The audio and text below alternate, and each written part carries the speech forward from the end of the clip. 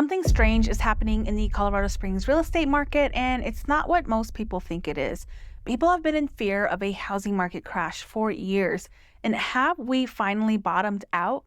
If you're thinking about investing in the real estate market, then you need to watch this video fully to understand what's really going on in the Colorado Springs housing market. My name is Iris, and I'm your Colorado real estate resource, and I recently ran some numbers on the real estate market stat in just Colorado Springs alone, so I didn't include any other suburbs in the county like Fountain or Peyton, but strictly Colorado Springs. The real estate stats for the month of July was unique in 5 different ways. For the entire month of July, existing home sales in 2024 in Colorado Springs were around 776 total sales. When I changed the data set to July of 2023, it was around 795. So a little bit of a decrease in available homes for sale, and homes were selling around 99 to 100%, which hasn't really changed over the last several years.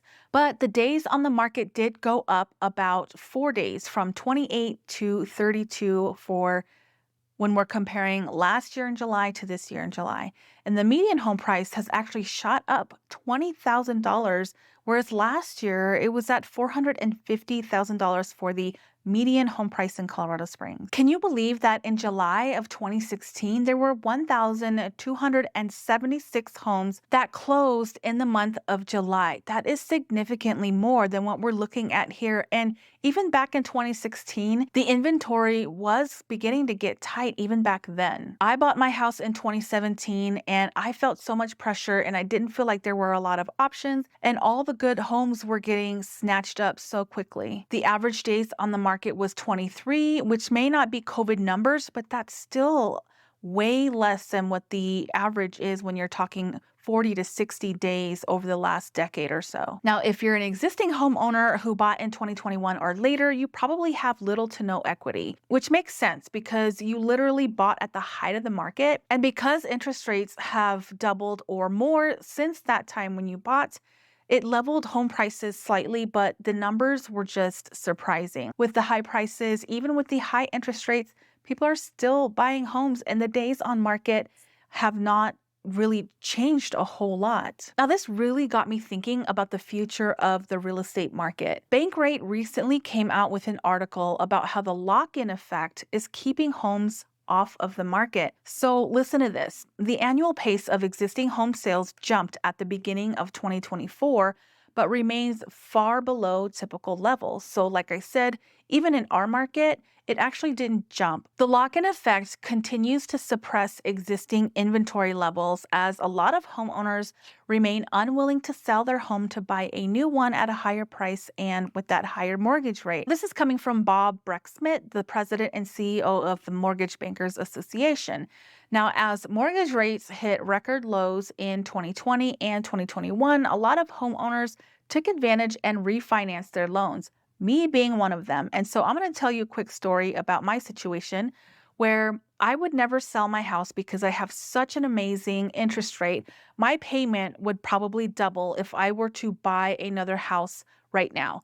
And the new house that I would be getting is probably going to be pretty average. It's not going to be as nice as I would want to if I were going to sell and upgrade, meaning I wouldn't get much more house for basically twice the payment. And so that's why homeowners are so hesitant to sell, because of this lock-in effect. What is the lock-in effect? Well, I'll share exactly what that is and how it's crushing the real estate market. I try to put myself in the mind of a typical seller with a 3% interest rate. And for me to give up that rate, someone would have to offer me enough money, a ton of money, to make it worth it. Otherwise, I'd rather just stay here and maybe just work on some remodeling, maybe update, paint, and do some things that make me feel like I have a different house, but it's really the same house, right? I'm perfectly content in my home. I might want a bigger lot just because my neighbor's dogs are incredibly annoying, and I just want more privacy. But is that worth taking on more monthly debt? Probably not. And that's how a lot of homeowners are thinking right now. So the lock-in effect refers to the reluctance of homeowners to sell due to a significant rise in mortgage rates since the pandemic. Now, in early 2021, the average 30-year mortgage rate was 2.93%, but by late 2023, it soared to 8% and now remains above around 7%. So many homeowners secured mortgages below 4%, making them unwilling to move and give up their low rates. Understandably so. So this has resulted in fewer home sales, and the existing home sales dropped nearly 6.5 million in January nationally to below 4 million by December of 23. So what are the causes of the lock-in effect? Again, we talked about this earlier. High mortgage rates are the primary cause, with a 2023 Fannie Mae survey revealing that 21% of homeowners stayed put due to rising rates. Other reasons include satisfaction with their current home, high home prices, and job and family ties. Tax policies also contribute, specifically in states like California and Florida, where property tax increases are limited, discouraging homeowners from moving. And rising home values have led to potential capital gains taxes, making selling less attractive. This is a huge impact on home buyers and home sellers.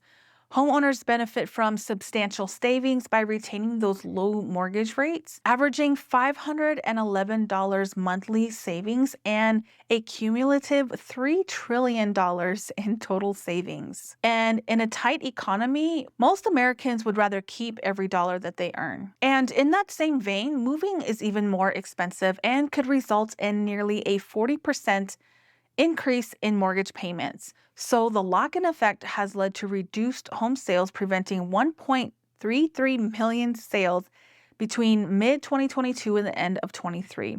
Now, this situation has slightly increased home prices nationally 5.7%, and here by 20 grand. And even though higher mortgage rates have tempered this effect by reducing prices 3.3%, it hasn't really reduced prices here in Colorado Springs. So let's see how this affects your money over the life of the loan. Let's say you have a $500,000 loan amount at a 7% interest rate. That's about the average home price in Colorado Springs, so we'll just use that number. Let's calculate the total interest paid over the life of a 30-year mortgage for that specific home.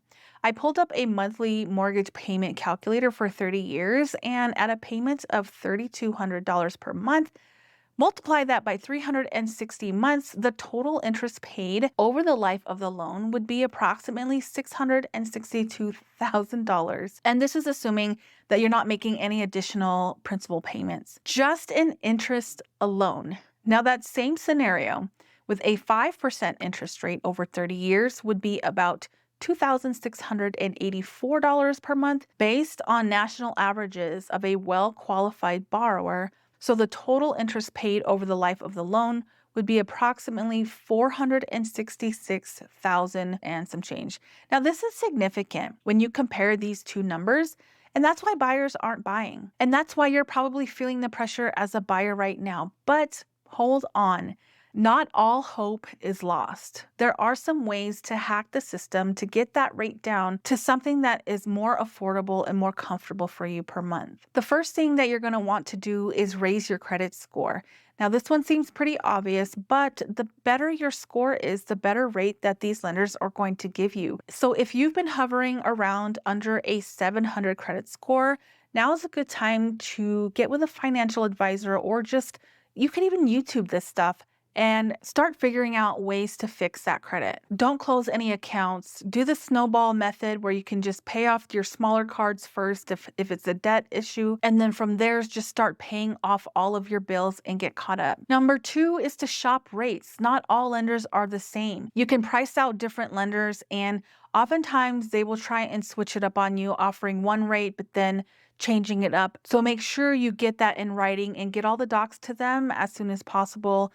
So that they can run your credit and give you an accurate credit score, because they have to, every situation is different, and they have to go through your personal situation, your personal finances, all your reserves, and take a look at how much of a risk it's going to be and how much they're going to charge you for that. I'm not a financial advisor, so I can't go too deep into that with you. All I know is that for us, when we shopped rates, we were able to pick the lender that was going to give us the best rate and the best monthly payment without charging us a ton of fees. So you also have to look and see how much they are charging you to get those points down. Number 3, you can look into bank nonprofit loans, which may require you to buy in a specific area, but use that as an entry point to get into your first home or just to get a house that you can leverage later on. Live there a few years and then use that home to either rent it out or you can sell it to get your next home. The Bible says, do not despise small beginnings. And so I think if more of us started looking at that way, you're going to be living in that house. Time's going to go by. And it's okay to live in a starter home for a while. Number 4, you can do a seller buy down. If you find a house that's been sitting on the market for a little bit and the seller is motivated to sell, they may be interested in helping you buy down those points to get you down to a more comfortable payment. A lot of new construction homes are doing this to help buyers get into an affordable monthly payment. So it's not always about price. If you can try and see if the seller will contribute maybe a seller concession, maybe $5,000 to help buy down those points, it could save you a lot of money later down the line in interest. And a lot of lenders and agents are suggesting that you can get into the house at that higher rate and then just refinance as rates go down. But if you've had any experience with that yourself, the last year, the rates have not gone down. They've just continually climbed up. So that could be a risk for you. So it's something that you can consider, but think about the ARM and how that ARM balloons. And it's too risky. These types of loans, if you can't refinance, or even if you can refinance, a lot of lenders are offering a free refinance, but you still have to pay all the closing costs.